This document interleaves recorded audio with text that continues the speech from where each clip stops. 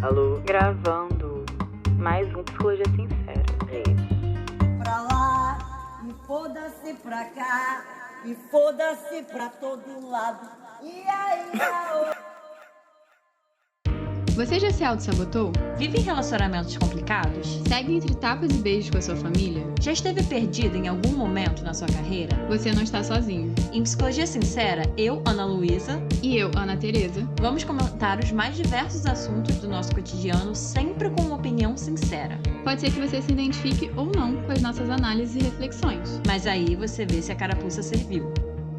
E aí, pessoal, bem-vindos a mais um episódio de Psicologia Sincera. Hoje é o quadro mais querido do nosso canal, que é o Analisando. Se você não sabe o que é esse quadro, as pessoas, os ouvintes aqui do nosso podcast, mandam histórias sobre alguma questão, sobre alguma história, sobre algum relato da vida deles que eles gostariam que nós analisássemos ou dessemos nossas opiniões sobre. Então, se você quiser participar desse quadro aqui do Analisando, você pode mandar a sua história, o seu relato lá pro podcastpsicologiasincera@gmail.com. Todas as histórias vão lá, estão por lá. A gente meio que organiza sempre 2 histórias pra gente tentar pegar da mesma temática. A gente meio que tá falando sempre... Das mesmas coisas, mas falando tudo dentro de um tema, pra não ficar uma coisa tão dispersa. E aí, sua história vai entrar aqui pra nossa lista de histórias. Vale lembrar que aqui é tudo anônimo. A gente não tá aqui pra ferir ninguém, pra expor ninguém. Todas as histórias, elas são mandadas pra cá com esse intuito. As pessoas sabem que elas estão mandando pra cá. E a gente tenta fazer de uma forma que não machuque aqui ninguém, nenhum dos envolvidos. O que ele tava falando ali de ser fofoqueiro, isso, aquilo, querendo... É o que ele faz. E também a gente quer deixar o nosso super convite para, se você ainda não é o nosso apoiador, se você ainda não dá o seu suporte aqui pro nosso canal, pra gente continuar aqui fazendo podcast e tudo mais, a gente vai deixar o convite aqui pra vocês irem lá pra nossa área de apoio, que é no Orelo, vai estar aqui no link da descrição, que vocês vão pagar um valor bem simbólico por mês e vocês vão ter um episódio extra por mês, tirando acesso a toda a nossa biblioteca de conteúdo por lá. Além de, Quem mandar a história pro Analisando sendo apoiador, vocês vão ter prioridade. na fila, por lá. Então, fica aí essa dica, fica aí pra quem quiser apoiar nosso podcast e receber um grande beijo e abraço nosso. Então bora de primeira história? Bora de primeira história. Acho que o tema de hoje vocês, obviamente, vão amar, que é sobre relacionamento longo e insatisfação em relacionamento longo. Que eu acho que é a primeira vez que a gente vai falar um pouco mais sobre isso aqui, né? Vamos ver o que essas histórias vão trazer pra gente. Oi, meninas, tudo bem com vocês? Adoro o podcast de vocês. Queria compartilhar uma situação que está mexendo bastante comigo, especialmente no meu relacionamento. Sou um homem de 30 anos, estamos juntos há 11 anos, passando por namoro, moradia e casamento. Minha esposa, que é uma mulher de 30 anos, é incrível, uma companheira e melhor amiga perfeita. Não tenho absolutamente nada do que reclamar sobre ela como pessoa. No entanto, enfrentamos um problema na nossa vida como casal. Ela perdeu o desejo. Esse problema, entre aspas, começou há uns 5 a 7 anos e tudo relacionado a sexo e atração física foi esfriando ao longo do tempo. No início, não parecia ser um problema tão grande. Eu pensava que era algo normal. Afinal, as coisas esfriam fisicamente com o tempo, certo? Uma masturbação aqui, uma ali, e eu achava que estava tudo resolvido. No entanto, ao longo dos anos, a situação piorou. O que costumava ser uma frequência sexual de 7 em 7 dias diminuiu para 15 em 15, depois 30 em 30, e agora chega a ser 2 vezes no ano. Quando acontece, é como se fosse uma descrição de sexo em um livro escolar, sem emoção. Ela nem permite que eu faça sexo oral, algo que eu adoro, diz que fica muito babado. Já faz uns 3 anos que não faço e uns 5 a 6 que não recebo. Como mencionei, isso era algo que eu considerava normal, mas nos últimos anos começou a afetar minha saúde mental. Sinto crises de ansiedade e um transtorno de identidade. Minha autoestima está lá embaixo e parece que estou perdendo minha masculinidade. Não em termos de gênero ou desejo sexual, mas sim na minha autoimagem. E como vou descrever isso? Não estou me sentindo mais homem, parece que minha figura masculina se perdeu. Difícil explicar, me sinto meio inútil, sem identidade. Procurei a ajuda de um psicólogo e ela sugeriu que eu conversasse com a minha esposa sobre o assunto. No entanto, isso só piorou as coisas. Ela não vê problema na situação, acha normal um casal esfriar fisicamente com o tempo. Sugeri que ela procurasse outro psicólogo, mas ela se recusou, acusando a profissional de jogar a culpa nela e dizendo que ela não tinha nada de errado. Ambos estamos saudáveis, ela não toma anticoncepcional, sem problemas de vitaminas, mantendo uma boa alimentação e estilo de vida. No entanto, essa situação está me afetando profundamente. Sinto-me como se fosse o problema, mesmo me esforçando para ser o melhor fisicamente e dentro do relacionamento. Entrei na academia tem uns 2 anos e meio, me cuido muito bem, sou bonito, educado, falo bem, cheiroso, faço cabelo e barba semanalmente no cabeleireiro. Não estou no Tinder, mas vocês sacaram o que quero dizer.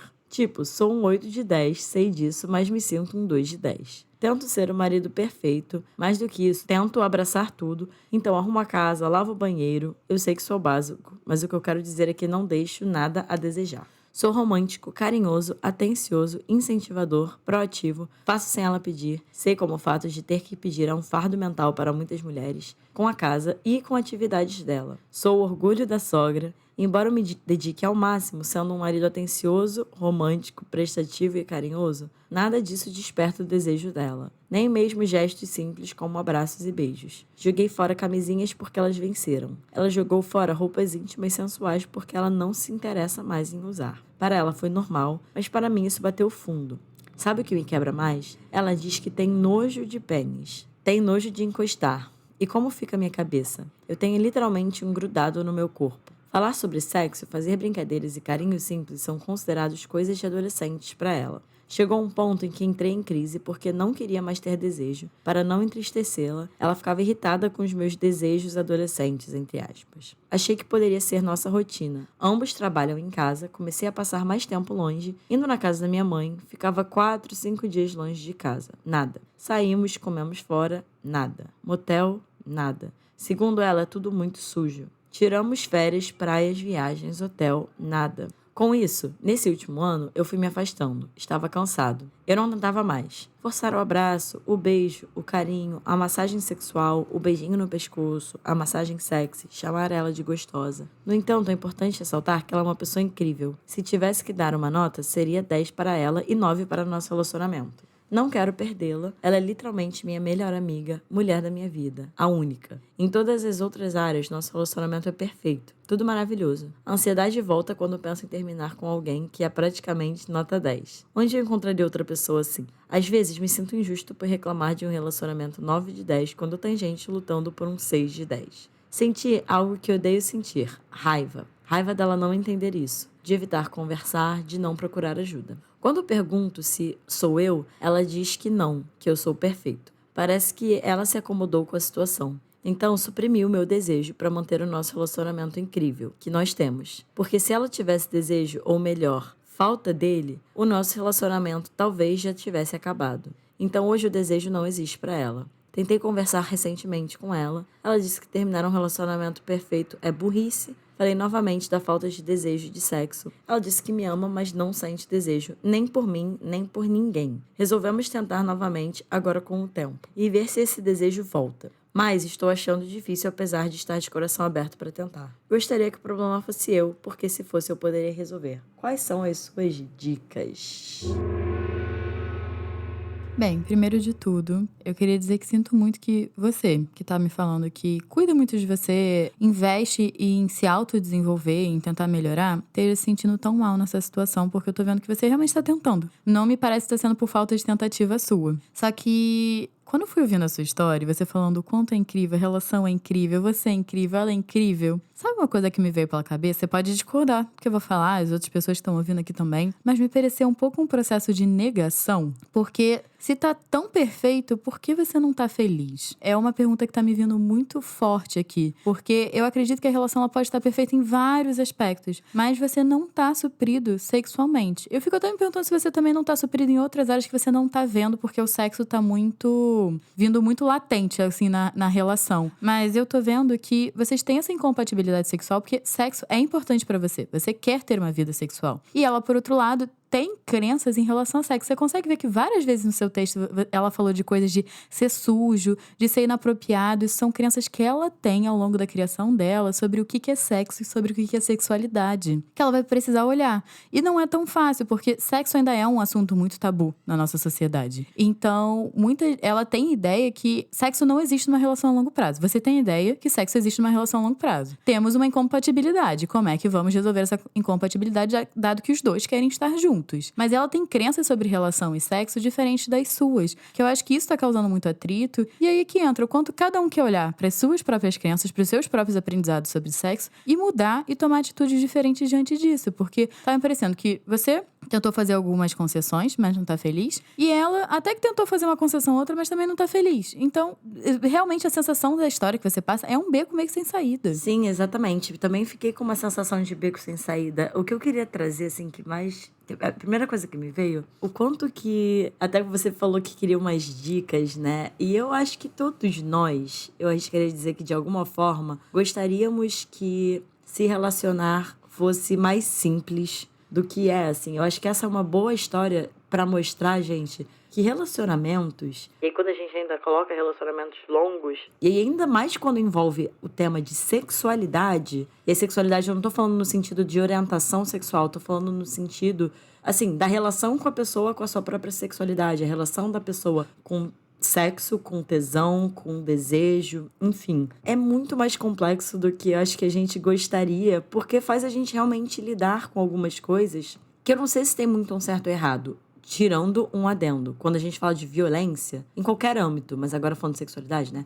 Violência sexual, aí a gente cai realmente nessa questão de certo e errado. Mas quando eu tô falando de certo e errado aqui, eu tô falando no sentido de que, assim, não tem nada de errado em você valorizar sexo. E isso tá sendo uma questão pra você, isso tá sendo um incômodo pra você, da mesma forma que não necessariamente tem algo de errado também a forma como ela tá se relacionando com o sexo. E com a sexualidade dela e como que isso transborda na relação, né? Assim, eu quero focar mais na história em você, porque é você que tá mandando e foi você que, assim, trouxe isso como uma demanda, né? Não quero entrar muito nas questões dela, mas também não queria deixar de compartilhar algumas fantasias que me vieram ouvindo, assim, em relação a esse processo. Pode ter sido um processo dela, né? Vocês estão juntos há mais ou menos 11 anos, vocês têm 30. Então eu tô entendendo, eu sou de humana, gente, mas eu tô entendendo então que vocês começaram com 19. Essa conta tá certa? Eu sou de humanas também. 19 mais 11 é igual a 30. Eu acho que tá certo. Mas assim, e aí eu fiquei pensando como que de 19 para 30 é uma diferença muito grande, gente. Assim, justamente esse período que vocês estiveram juntos é um período de construção de identidade, é um período, inclusive, de entender sobre a própria sexualidade, né? Porque eu não sei se talvez na época, quando vocês tinham 19, 20, 21, 22, início da relação de vocês, até parando pra pensar numa linha do tempo de época mesmo, né? Do ano que isso era, vocês começaram ali em torno de 2012, 2013, já assim, que eu me lembro, já começava a falar um pouco mais sobre sexualidade, até sobre orientação sexual, assim, sexo sempre foi um tabu na nossa sociedade, tá? Sempre foi e ainda é. Então, mas assim, quanto mais o tempo passa, menos vai sendo, só que muito aos pouquinhos. Por que eu tô falando isso? Porque eu tô me perguntando como que foi a construção da sua esposa em relação à própria sexualidade dela e como que isso não pode ter mudado. E aí, por que eu falei da questão da complexidade das relações, né? Porque não existe nenhuma garantia que na sua construção de identidade e, junto disso, na sua construção da sua sexualidade enquanto pessoa, enquanto homem, que isso vai estar compatível com a construção da sua esposa enquanto pessoa e em relação à sexualidade dela, assim. Quando ela trouxe sexo como algo nojento, ou enfim, como algo de adolescente, bate muito realmente no que a Ana Teresa falou, talvez, de crenças dela. Não sei se eram crenças que ela já tinha quando vocês começaram, não sei se foram crenças que foram se transformando, não sei quais experiências ela teve, assim. Porque quando uma pessoa, ela fala de nojo em relação à sexualidade, eu vou muito para 2 lugares, assim. O que mais chama a minha atenção é de abuso, inclusive. É muito comum uma pessoa que sofreu abuso sexual atribuir essa sensação de nojo para sexo, né? Ou para, enfim, a sexualidade como um todo. Não tô falando que é o caso dela, tá? Tô trazendo uma informação aqui que, no geral, a gente pode ver na clínica e no dia a dia com pessoas que sofreram abuso sexual. E outra coisa que me chamou a atenção é quando ela fala que ela não sente desejo, nem por você, nem por ninguém. Isso também me chamou a atenção dentro dessas 2 construções, tanto de eu não sei se ela já teve uma vivência de abuso antes de te conhecer ou enquanto ela estava com você, não sei se é uma coisa assim, me parece um grande tema aí, que eu não sei o quanto que você tem acesso a isso, não sei o quanto que ela tá vivenciando, mas que, enfim, pode realmente não ter a ver com você, mas de alguma forma pode estar transbordando. Eu não vou entrar muito nisso mais aqui, porque como eu falei, eu quero focar em você, porque foi você que mandou a história. Foi você que escolheu se expor aqui. Então não acho também, até pra ficar num lugar respeitoso em relação a ela, a história dela, que é um tema complexo de sexualidade que eu não quero entrar muito. Mas foram coisas que me vieram até pra trazer pra você, que realmente é muito capaz de não ter a ver com você mesmo, tudo isso que ela tá vivenciando e como que isso está transbordando na relação de vocês. Agora o que a gente pode falar aqui é como que isso te afeta e o que você gostaria de fazer com isso. Porque, volto a dizer, como eu tava falando, não necessariamente tem um certo e errado, mas tem o que você escolhe fazer e lidar com essas consequências. Assim, toda escolha ela tem uma perda e um ganho. Se você escolher ficar nessa relação, é entendendo que essa relação tem todos esses aspectos que você está trazendo aqui e não tem como você garantir se isso vai mudar ou não. Ou você pode também escolher ver algo mais em prol dessa sua sexualidade que eu tô entendendo que tá fazendo tanta falta. Você falou que tá sentindo algo que você odeia sentir, que é raiva. Eu acho que a raiva, ela tá super condizente com o que é que tá acontecendo, porque algo que é valioso pra você não tá sendo respeitado. Então eu entendo você começar a ficar com raiva. E o fato dessa emoção tá aí, eu fico pensando que o quanto você também não tá permitindo os seus limites serem ultrapassados pra você continuar nessa relação. E agora eu vou trazer um pouquinho dessa responsabilidade pra você. Não porque nossa, você é o errado da relação. Não, mas assim, a gente só consegue manejar e fazer coisas diante do que a gente tem responsabilidade, então do que a gente tem controle. E o seu controle é estar na relação ou não, é você querer ajudar ela ali ou não, até onde ela permite também você adentrar. Você me contando a história, me parece que ela tá passando por questões emocionais, até porque assim, o nosso emocional afeta muito a nossa libido também. E ela tá sem libido nenhuma. Muitas vezes tem doenças relacionadas à falta de libido, questões psicológicas são relacionadas à falta de libido, eu não sei o que está causando essa falta de libido nela. E aí ela teria que olhar e investigar. Pode ser biológico, pode ser psicológico, a gente pode ver um bando de coisa. Mas como ela não vê problema na falta de libido dela, que aí entra as crenças dela em relação a sexo, o que é fazer sexo e ter uma vida sexual estando mais velha, que também entra outro tabu, né? Idosos, por exemplo, fazem sexo, gente. Ao longo da nossa vida as pessoas vão fazendo. Existe essa necessidade do nosso corpo. Mas ela não tá olhando pra isso pra entender o que é. E até dela entender, por exemplo, talvez possa ter um lado de assexual também, que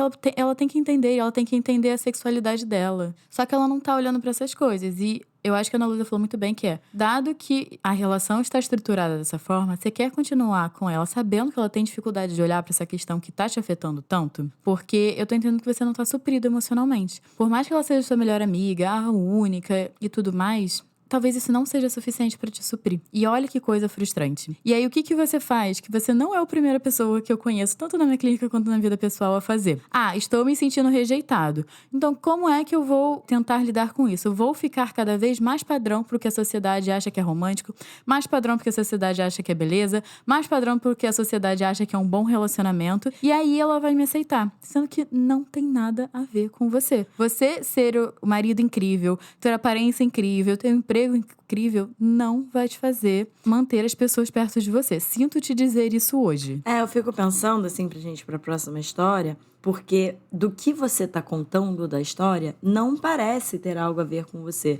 Às vezes pode ter sim, tá, gente? Assim, só pra gente deixar isso aqui. Mas na sua história não é o que parece. É que, acho que bate muito num ponto que a Ana Teresa falou da raiva, que a gente também às vezes sente raiva justamente quando... Também pensei na palavra impotência, assim, né? Que muitas vezes vem com a frustração de você perceber que você pode ter chegado no seu limite, que não tem mais o que você possa fazer. Assim, porque eu fiquei pensando que uma forma também é de entender o que se ela tem desejo, que a Ana Teresa tocou num ponto muito importante. Quando ela falou de não ter desejo nem por você, nem por ninguém, tem muitas coisas que isso pode nos levar. Uma opção é, dentro da construção da sexualidade dela, ela se perceber e descobrir que ela é sexual. E tá tudo bem. Ou alguma outra sexualidade, alguma outra orientação que não englobaria ela sentir uma atração sexual por você. E isso tá fora do seu controle. E isso é frustrante mesmo, isso dá raiva, isso gera muitas emoções. E aí a sua impotência tá justamente nesse lugar de talvez precisar entender dela, onde que tá o desejo dela, qual é o desejo dela, o que faz ela se sentir desejada, porque às vezes você acha que é fazer isso tudo que você tá fazendo, e não é isso, mas isso é uma informação que você realmente só pode ter dela,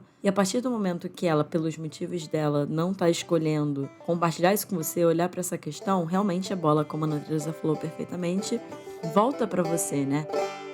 Então, bora de segunda história? Bora de segunda história. Acompanho vocês há 2 semanas. Comecei a procurar esse tipo de conteúdo pra ver se consigo definir o que fazer. Vou tentar resumir. Adoro, lá lá vem história. Não tem como começar minha história sem falar um pouco da minha infância. Minha mãe se casou com meu pai, que era advogado e às vezes violento. Porque, como ela diz, minha Dinta era apaixonada por ele e casada na época.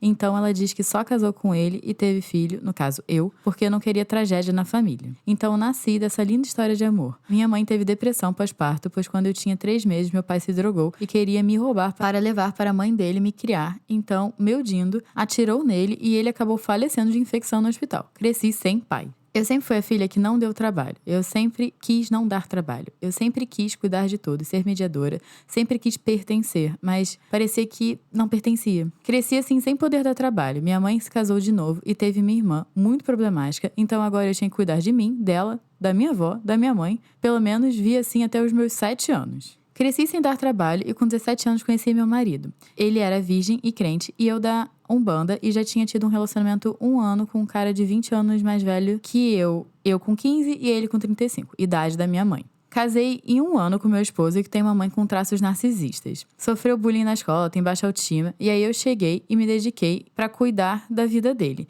Investi tudo nele. Eu sempre tenho que empurrar porque sozinho ele não vai. Ele me disse em uma das nossas últimas conversas que se eu não tivesse aparecido, ele provavelmente estaria ainda trabalhando no mercado e morando com a mãe. Então nossa relação, assim, eu comando tudo, cuido de tudo. Temos uma filha de 8 anos, amo minha filha, mas tive ela por motivos errados. Ele era crente, então eu virei crente também na igreja, casamos no papel e só é a família quem tem filho. Então fiz um filho porque queria me encaixar. Ele é um ótimo pai, super carinhoso comigo e com ela, ele me ama. Eu vejo que ele nunca me traiu, o celular sempre um livro aberto, não brigamos, temos diálogo. Ele é formado em fisioterapia, tem CNH e eu não tenho nada. Consegui um emprego na área que eu amo. Ótica, sou gerente, mas só isso. Sinto que tô cansada, que eu não quero mais empurrar ninguém. Mas eu não sei o que fazer. Ele é muito bom para nós, mas eu não sei quem eu sou sozinha e acho que ele também não sabe ser sozinho. E acho que comecei a relação errado, cuidando de tudo, e hoje eu não quero mais estar nesse papel. Porém, só acho que se eu continuar aqui, ele não vai conseguir ser o papel principal.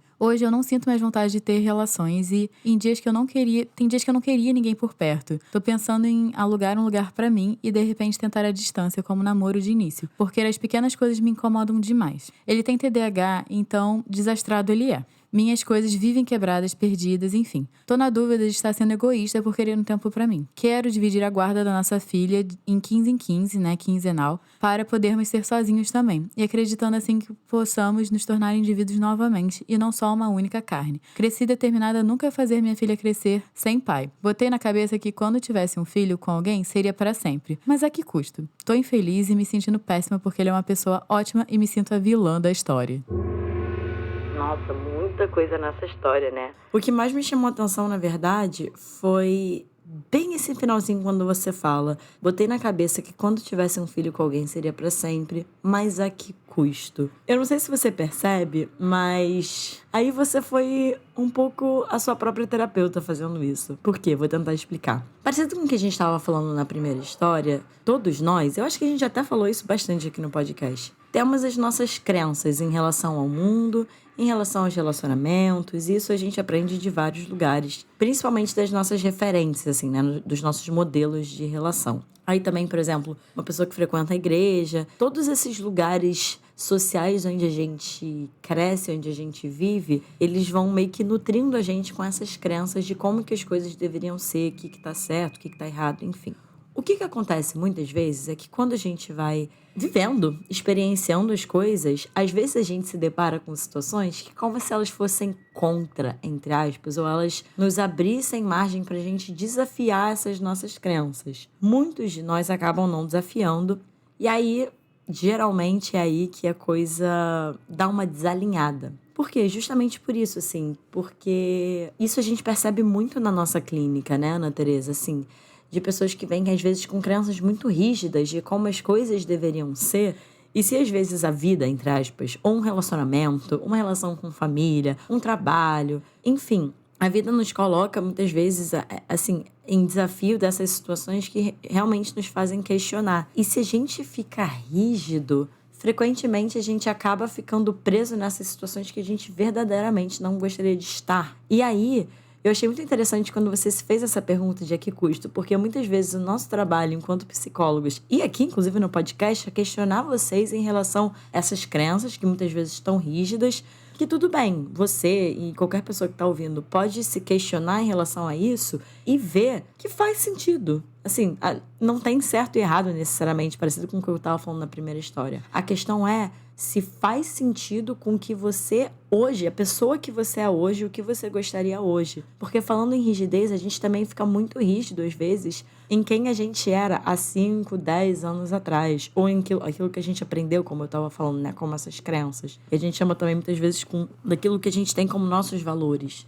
Eu gosto muito porque a Gestalt terapia tem uma visão que ela fala que a rigidez é frequentemente, assim, o não saudável, né? Ela olha como saúde, como a possibilidade de flexibilizar, dessa fluidez em relação a isso, em relação a gente mesmo, em relação àquilo que a gente aprendeu. Por que eu tô falando isso tudo? Eu tô achando muito interessante você tá podendo questionar a que custo vem essa sua crença que você colocou na cabeça de que quando você tivesse um filho com alguém seria pra sempre. Eu achei muito saudável, inclusive, da sua parte. Não tô falando isso no sentido de que você tem que se separar do seu marido, não, porque só você pode fazer essa escolha. Mas eu não sei se você percebe, eu já achei muito saudável você ter um espaço dentro de você pra você poder questionar essas coisas que estavam talvez muito rígidas e que talvez se você mantesse de uma forma rígida poderia te levar a viver uma vida que não faz mais sentido com o que você quer e quem você é hoje em dia. Acho importantíssimo esse questionamento que a Ana Luísa trouxe. Eu acho que você já tem um certo grau de consciência dos seus padrões. E por que eu quero trazer eles aqui? Você falou que sempre cuidou de todo mundo. Aí você encontrou um relacionamento no qual você também tem que cuidar de todo mundo. E eu entendo que uma hora isso cansa.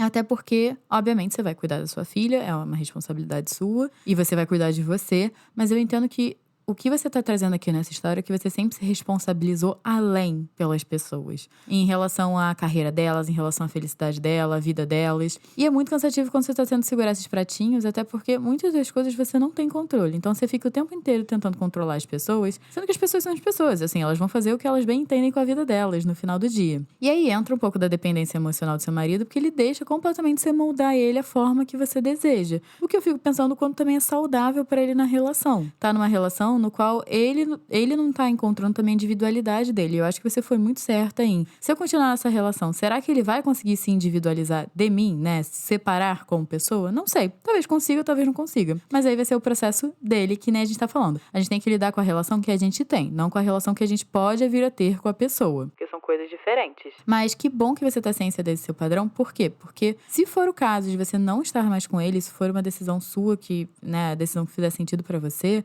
começar a reparar se você não reproduz essas relações em outro relacionamento que você entrar. E ainda digo mais, se você não reproduz isso em relações de trabalho, em relações de amizade, porque é a sua forma de se relacionar. Como você veio de um ambiente, eu acho que tão desamparado, de violência, assim, de tristeza, de perda, de falta, muitas vezes a gente pode entrar numa noção de si que a gente só tem valor quando a gente é útil pro outro. Eu não sei se é o seu caso, que aconteceu com você, é uma hipótese que eu crio aqui, mas se você só se vê se relacionando com as pessoas a partir do momento que você entrega coisa a elas, você faz coisa pra elas, porque se você não fizer, será que as pessoas vão te amar pelo que você realmente é? Pode existir um medo em relação a isso, até porque a sua família, pelo que eu tô entendendo, também te demandava muito ser essa pessoa que tem que entregar algo para se relacionar. A última coisa que eu queria falar em relação a essa história, e eu acho que até tem a ver com a outra, é assim, eu acho que essas duas histórias mostram muito bem um fenômeno que acontece nas relações, que é que as pessoas mudam ao longo das relações, assim, e de fato não existe uma garantia de que essa nova pessoa que vai surgir, assim, que essas duas novas pessoas que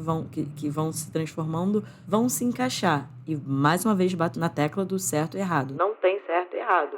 Aí é ver se nessas transformações ainda faz sentido para essas duas pessoas escolherem estar nessa relação. E essa relação como um todo. Me parece que, de alguma forma, as duas histórias trazem um pouco isso, né? Assim, dessas transformações, de perceber necessidades que antes talvez não estavam tão fortes e agora estão. E como que isso realmente vai se transformando e chega nesse ponto. Gente, isso é normal, isso acontece. E para fechar para essa ouvinte, a única coisa que eu queria deixar para você de pulguinha atrás da orelha é de você perceber qual é o ganho que você teve até então e que você tem sendo essa pessoa que sempre cuidou e que não deu trabalho. Porque provavelmente tinha um ganho. E se você está disposta a abrir mão desse ganho para ter relações talvez mais iguais nesse lugar de cuidado. mas de você perceber, assim, onde que isso bate em você. Eu acho que a Ana Luísa falou muito bem que as pessoas mudam ao longo do tempo e a gente quis frisar no começo do episódio que a gente tá falando de relacionamentos a longo prazo, porque a gente tá falando de relacionamento, assim, de anos, de algumas vezes mais de uma década. E você muda como pessoa. Se relacionar não é garantia que vocês vão ficar pra sempre. Eu entendo que a ideia de casamento, de amor romântico, de amor que as pessoas vendem é que as coisas são pra sempre. Não necessariamente. Ou você tem que estar ali disposto a estar conciliando as novas versões, se apaixonando pelas novas versões da pessoa, mas pode ser que a gente se debata com uma nova versão que é incompatível do outro. Até porque você, nessa segunda história, tá me falando que você aceitava coisas que agora você não aceita mais. Você consegue ver que você mudou? E aí isso vai mudar a sua dinâmica da relação, isso vai mudar as coisas que você procura em relacionamentos pra você estar se sentindo bem. E aí não tem muito o que a gente fazer, porque isso também foi parte de um processo seu de amadurecimento. Então, o seu marido não te acompanhou nessa e cresceu para outra direção. Infelizmente, isso acontece com vários casais e eu acho que é sempre importante a gente entender se quem a gente é hoje está sendo suprido e está sendo entendido ou se a gente, de novo, que nem você falou, está tentando se encaixar para pertencer. Porque a sua história também fala muito sobre querer sempre pertencer e eu não sei se você também está fazendo um movimento agora que eu não quero mais pertencer, sabe? Eu só quero estar feliz com a minha vida e feliz com as coisas que eu tô fazendo. E, gente, esse é o episódio de hoje. Se vocês gostaram, compartilhem esse episódio, marquem a gente pra gente compartilhar vocês também. Deem 5 estrelinhas, por favor, se vocês acham que a gente merece, que ajuda muito na divulgação do podcast. E se vocês quiserem entrar em contato com a gente, vocês podem me achar no @Ana13Cavalcante, a Ana Luísa, no @psicóloga Ana Luísa Braz. Nossos Instagrams vão estar aqui embaixo na descrição do episódio, junto com o Instagram do nosso editor Rodrigo Moreno e do nosso designer Fernando Picamilho. O nosso @ do nosso podcast é o Podcast Psicologia Sincera. Procura a gente nas redes sociais, você com certeza vai achar a gente por lá. E o nosso convite para você se tornar um apoiador e entrar no nosso plano de apoio também vai estar aqui embaixo. E é isso, gente. Um beijo e até o próximo episódio.